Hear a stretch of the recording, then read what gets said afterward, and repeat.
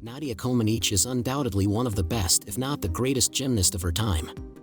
She became famous at the 1976 Montreal Olympics, where she was the first gymnast to score a perfect 10.0 on the uneven bars. She also won 3 gold medals, 1 silver medal, and 1 bronze medal at that Olympics. She is widely regarded as a legend of the sport and a symbol of excellence. However, her success came at a cost as she suffered physical and psychological abuse from her coach, and she was forced to maintain a small body with the look of a child. In this video, we are going to talk about why her coach wanted her to maintain a childlike appearance. Nadia Comaneci was only 14 years old when she amazed the world with her flawless performance on the uneven bars at the Montreal Olympics. She went on to win 3 gold medals, 1 silver, and 1 bronze, becoming a global superstar and a national hero in Romania. But behind the scenes, she was living a nightmare. According to a new book by Romanian author Stejarel Olaru, based on declassified files of the communist secret police, Comaneci was physically and psychologically abused by her coach, Bela Karolyi, and his wife, Martha, who trained her since she was 6 years old. The book, titled Nadia and the Securitate, reveals that the Karolyis starved, slapped, and humiliated Comaneci and other young gymnasts, forcing them to endure grueling training sessions and harsh discipline. They also denied them medical treatment,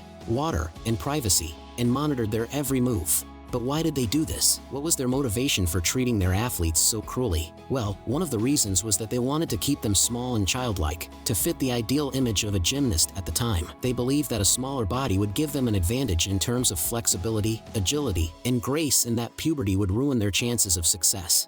They also wanted to prevent them from developing any romantic or sexual interests, which they saw as a distraction and a threat. The Karolyis were not the only ones who had this mindset. They were following the trend set by the Soviet Union, which dominated the sport of gymnastics for decades. The Soviets pioneered the use of young and petite girls, who were often selected from orphanages or poor families, and subjected to rigorous training and strict diets. They also manipulated their ages, falsifying their birth certificates or passports to make them eligible for international competitions. This practice of favoring small and young gymnasts greatly impacted the sport, creating unrealistic and unhealthy standards for the athletes. Many of them suffered from eating disorders, injuries, stunted growth, and psychological trauma. Some of them even died from complications related to their training or nutrition. Nadia Comaneci was one of the victims of this system. She developed anorexia and bulimia and attempted suicide twice. She also endured constant surveillance and harassment from the communist regime, which exploited her fame for propaganda purposes. She finally escaped from Romania in 1989,